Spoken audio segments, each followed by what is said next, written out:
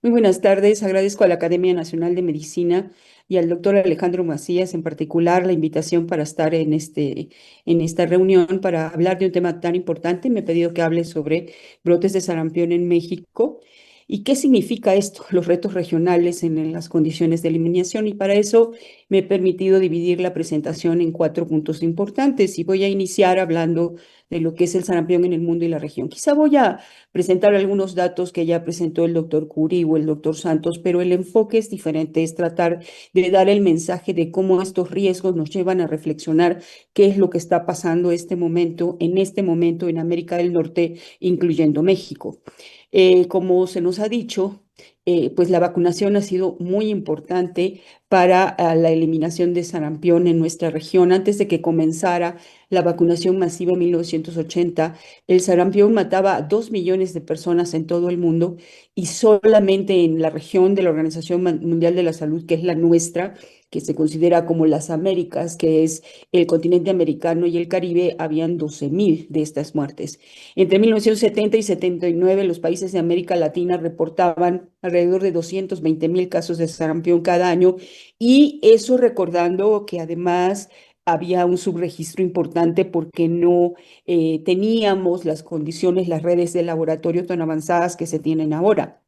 La OMS estima que la vacuna contra el sarampión ha sido capaz de prevenir 17.1 millones de muertes en el mundo entre los años 2000 y 2014. Es decir, ya brincamos a este siglo y empezamos a ver el impacto de lo que ha sido la vacunación masiva contra sarampión. Algo muy importante es el descenso en defunciones en un 79% a nivel global.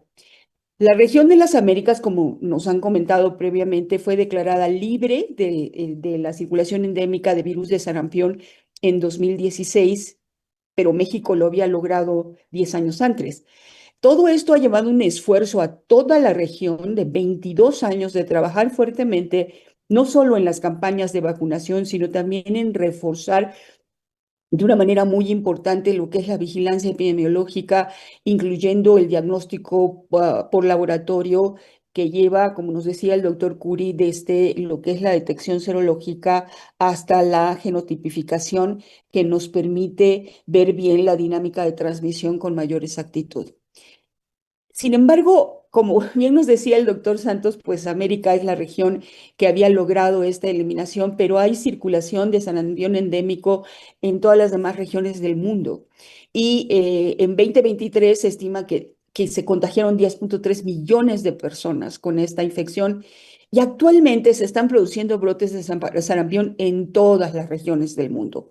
Por ejemplo, la Organización Mundial de la Salud hasta la semana epidemiológica 15, nos dice que se habían acumulado un total de casos confirmados de cerca de 40.000 y que la mayoría de los casos están en los países que estoy mencionando acá abajo, donde hay una circulación totalmente endémica.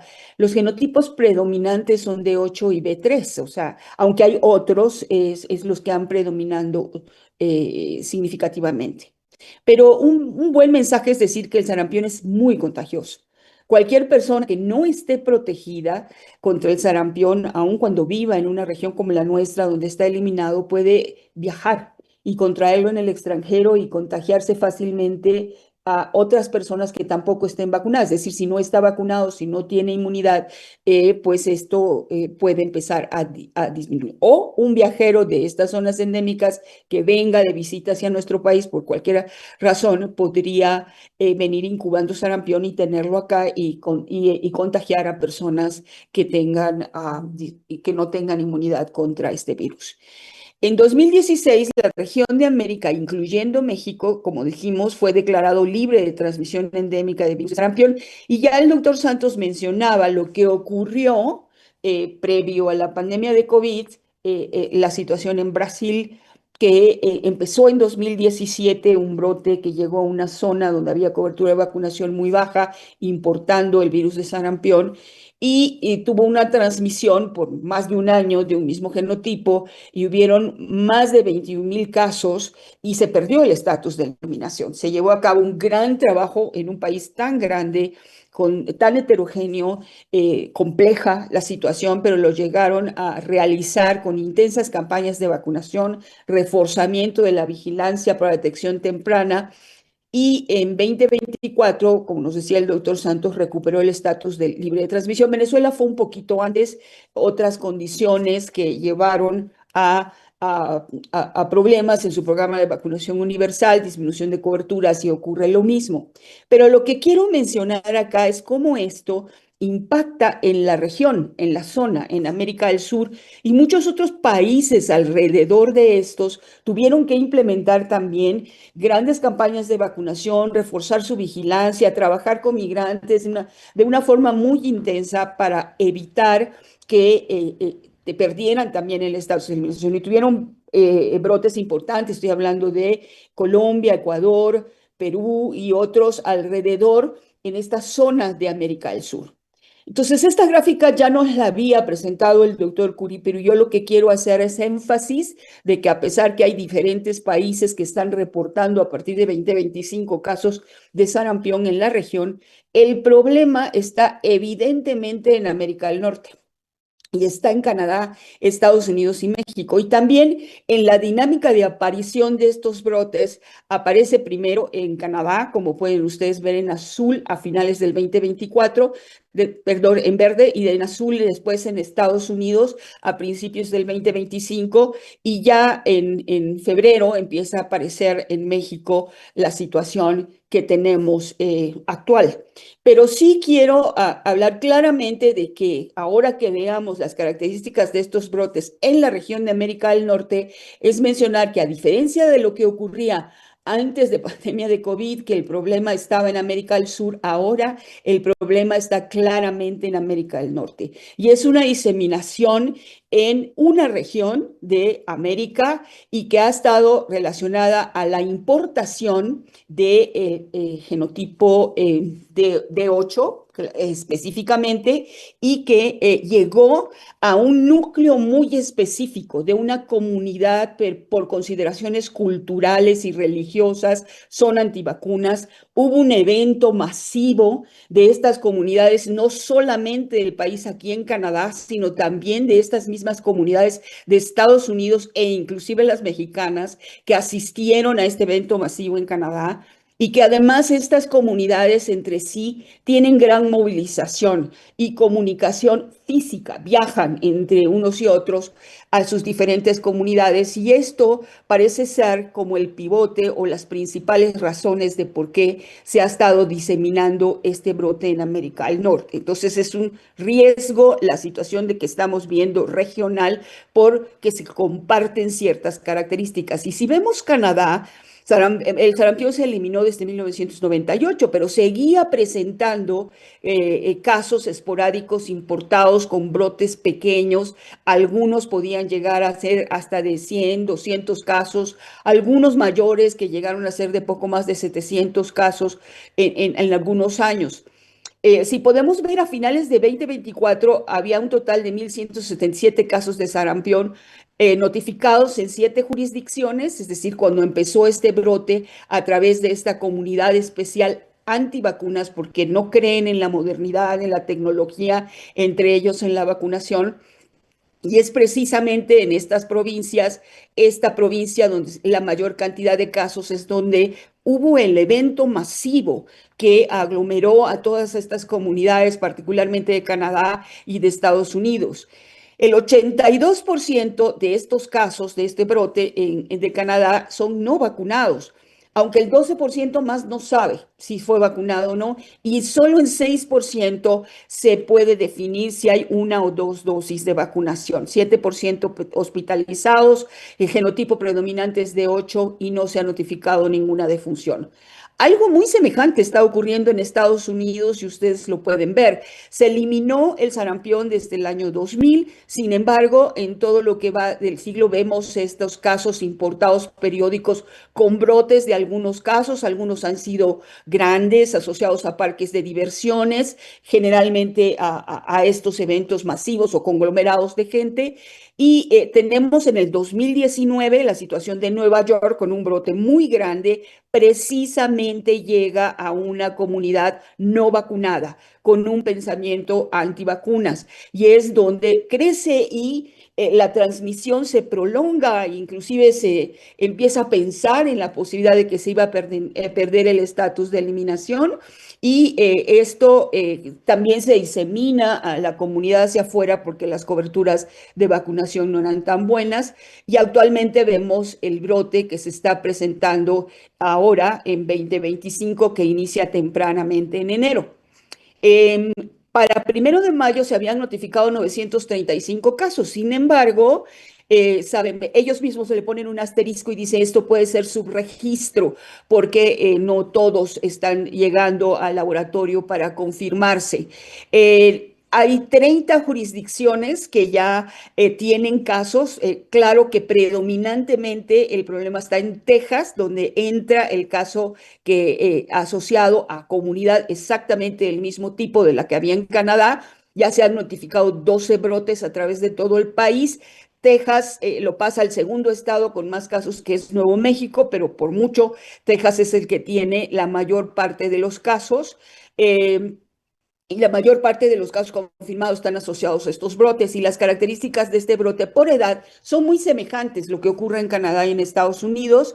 La mayoría de los casos en menores de 5 años y 5 a 19 años, aunque también hay casos en más de 20. Sin embargo, como es esperable en la historia natural, los casos por encima de 50 años son prácticamente inexistentes. Y eso es porque la mayoría de los que tenemos esa edad, que hemos sobrepasado esa edad, vimos el sarampión natural y tenemos una inmunidad mucho más duradera y fuerte. El estado de vacunación en el brote de Estados Unidos es el 96% sin vacunar o desconocido, y solo en el 4% hay una o dos dosis de vacuna triple viral. 13% de los casos se han hospitalizado y hay 3 muertes asociadas a este brote. En el caso de México, que ya nos han adelantado un poco, tenemos esta transmisión endémica histórica con brotes de transmisión autóctona. Empezando a retomar la parte fuerte cuando ha mejorado nuestra vigilancia, tenemos más datos. Y en 1989, igual que el resto del continente americano, México experimentó una epidemia muy grande de sarampión. En 89-90 se registra poco más de 89,000 casos y se espera que sean subregistrados con poco más de 8,000 muertes. En el 91 esto disminuye, pero todavía hay más de 5,000 casos registrados y cerca de 100 muertes. La vacunación masiva fue elemental, como se puede ver en esta gráfica, cuando se inicia esta vacunación masiva con estrategias más sistematizadas, metódicas. Fuimos capaces de eliminar el sarampión desde 1996, en que se declara oficialmente, pero había sido desde el 95. Pero México ha continuado con casos importados. Siempre son muy pequeños, excepto del brote en el 2020, iniciando pandemia, que fue una situación muy especial, que inicia por un caso importado en prisiones, y que el grueso de los casos fue en adulto joven, como lo que se esperaría de la población es en estas prisiones, y se logra controlar, pero hubieron casi más de 200 casos. El brote actual inicia 14 de febrero, se confirma el caso importado de países asiáticos, se asume, aunque no sabemos exactamente, en Oaxaca, de un caso de sarampión en un infante. Y en este caso es muy diferente de la situación de Chihuahua, porque solamente ocurren 3 casos más asociados a esta importación y se controla el brote, ¿sí? Totalmente, y ya no tenemos más casos en Oaxaca. El 20 de febrero se confirma el primer caso de sarampión en Chihuahua. El brote actual, esto es del 6 de mayo, hay 990 casos confirmados. El 95% de los casos es en Chihuahua, y hay 10 estados de la República, y en los estados donde hay más casos, con pequeños conglomerados como Campeche, Sonora, Zacatecas, Durango, son precisamente en el mismo tipo de comunidades de lo que hay en Chihuahua, que era exactamente el mismo tipo de comunidad, no vacunados, de lo que ocurrió en Texas y de lo que ocurrió en Canadá, y que en Chihuahua había gente que acudió precisamente al evento de Canadá y que tiene comunicación constante con las comunidades donde empezaron estos brotes en Texas. Actualmente hay 10 estados de la República con esto. El grupo de edad, muy semejante a lo que ocurre en Estados Unidos y Canadá, porque son poblaciones no vacunadas en general, en todas las edades. El 94% tiene antecedente no vacunal y solo 6% con una o dos dosis de vacunas. El dato de hospitalizaciones no lo tengo claro, solamente en un sitio pude encontrarlo que hablaba de 13%, pero lo dejo con cierta incertidumbre y solo hay una defunción reportada. Como mencionaba el doctor Curi, tenemos las competencias en el Laboratorio Nacional de Referencia INDRE y pertenecemos a la red de vigilancia de sarampión, rubiola, para realizar desde serología, PCR en tiempo real, hasta llegar a la genotipificación completa por secuencia del virus. Y esto nos da una idea clara de dos cosas que entraron al mismo tiempo y que tienen una dinámica totalmente diferente. Oaxaca, que se importó este caso y que se asocia a 3 casos más. El genotipo es B3, totalmente diferente, y que es muy predominante en Asia. Y lo de Chihuahua, en las diferentes zonas donde se han detectado estos casos, es D8 el genotipo y es un linaje todavía más específico que es idéntico al de Canadá y al que está circulando mayoritariamente en Estados Unidos, particularmente en Texas y en Nuevo México. Y podemos ver que en Sonora también es exactamente lo mismo. El INDRE ha secuenciado, bueno, al menos en este dato, 59 genomas de virus para esto y claramente nos dice que toda esta diseminación que viene de Chihuahua a estas comunidades especiales es exactamente el mismo fenotipo y linaje. Y esto nos ayuda a concluir que tenemos una introducción de una importación a Canadá, a una comunidad no vacunada. Aquí se extiende, llega a Estados Unidos por las razones que les expliqué y esto llega a México. Y esto es lo que tenemos aquí en América del Norte y el riesgo regional, particularmente llegando a una comunidad que es muy diferente de la introducción de lo que pasó en Oaxaca, que esa población abierta y donde no se extiende más. Entonces, si hacemos una reflexión sobre estos brotes, el brote en Oaxaca, caso importado, B3, se asocia a familias antivacunas, todos no vacunados, pero de esa familia no se disemina y se controla en un número mínimo de casos. Hay detección temprana, eso es bueno, está funcionando la vigilancia de enfermedad febril exantemática para hacer esta detección temprana a pesar de que venía de un médico privado. Hay atención del brote de manera adecuada, hacerlo hay porque se pudo controlar, pero también se sugiere que en esta población había buenas coberturas de vacunación en la localidad y de la población en contacto, lo que impide que esto pueda diseminarse más. El brote en Chihuahua es otra cosa totalmente diferente. Son casos importados, Canadá, Estados Unidos, genotipo de 8, se asocia a amplia comunidad no vacunada, antivacunas, diseminación amplia y difícil control. ¿Hay detección temprana? Sí, pero hay falta de adherencia a medidas de vacunación, impide el control y se disemina a otras comunidades que comparten tipo de vida y creencias, pero también llega a comunidades fuera del grupo poblacional inicial, pero que de alguna manera o trabajan o hay comercio o están en contacto y se están alcanzando en algunos casos ocasionales de eso que ven ustedes, un caso aquí en un estado relacionado al otro, que son, porque son poblaciones susceptibles, pero predominantemente es la población antivacunas a la que está llegando muy difícil el control por las circunstancias especiales que se dan. ¿Por qué es este reto tan importante? La infección es altamente contagiosa. El famoso R0 nos dice que un caso infecta a 12, 18 personas. Esta extremada alta contagiosidad exige un nivel de cobertura de vacunación muy alto, de más del 95% para poder evitar el fracaso de la vacuna primaria y además tener otros programas de vacunación de recuperación para llenar los vacíos de inmunidad y lograr la inmunidad colectiva. O sea, sé que el doctor Santos dice la inmunidad es para siempre y que la vacuna no es refuerzo. Sin embargo, ya hay voces que están levantando y diciendo, oigan, es que la vacunación era así cuando teníamos circulación de sarampión, pero después de años de no tener circulación, nos faltan datos para saber si esto realmente no va decayendo con el tiempo.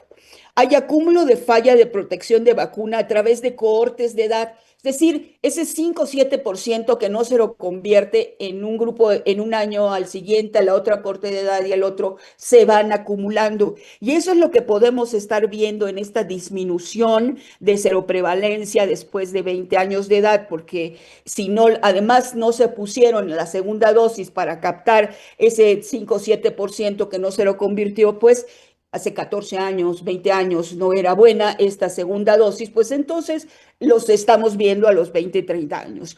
Disminución de cobertura de vacunación. Hay excesiva confianza ante eliminación. La gente piensa que ya no existe el sarampión. Hay médicos que no conocen, nunca han visto lo que es sarampión. Crecen los antivacunas por motivos religiosos, ideología, etcétera, y ahora con esta comunicación que hay a través de redes sociales, etcétera, empieza a pesar más lo que dicen de que puede ser mayor el daño de la vacuna que el beneficio. Y estos casos que vemos en los brotes, comparando Oaxaca con Chihuahua, es de clase para demostrar el beneficio de la vacunación. Y la otra que hay que entender es en qué puede estar fallando el PBU y que el programa de vacunación universal y qué más hacer. Hay regiones geográficas con transmisión endémica, existen y nos están mandando casos de sarampión, así es. Vivimos en globalización también. Como les decía, ese potencial posibilidad de que haya esta disminución de inmunidad a través del tiempo, hay que explorarla más. Hay eliminación, es muy importante que se ha perdido la conciencia y conocimiento para el diagnóstico temprano y hay que mantener y reforzar la vigilancia epidemiológica. En conclusión, la principal prevención de sarampión es por vacunación. Debemos sostener y reforzar los programas de vigilancia de enfermedad febril exantemática a nivel local, estatal y regional para poder hacer la detección temprana y seguimiento de los brotes. Tenemos que trabajar en sostener y reforzar los programas de vacunación universal, en este caso específico, la vacunación sarampión, rubiola, parotiditis, e identificar potenciales acúmulos de susceptibles en la población. Estrategias bien definidas. Esto es clave. Y los que han trabajado en esto directamente lo saben. No disponemos de todas las vacunas para decir ahora hay que vacunar generalizadamente a todos los de 40 años o menos, porque el proveedor ni siquiera va a tener disponibilidad para mandarnos los millones de vacunas que necesitamos al momento. Entonces tenemos que tener una estrategia muy clara respecto de las razones del brote para optimizar el uso de vacunas disponibles dirigido a las poblaciones de mayor riesgo para diseminación. Hay que promover campañas de reposicionamiento de la vacunación en general y en particular contra el sarampión, la vacuna triple viral, y enfatizar la conciencia sobre los riesgos de estas infecciones en nuestra población. Generalmente se considera que el sarampión es una enfermedad exantemática benigna, pero sabemos que tiene complicaciones y que puede llegar a causar la muerte. Muchas gracias.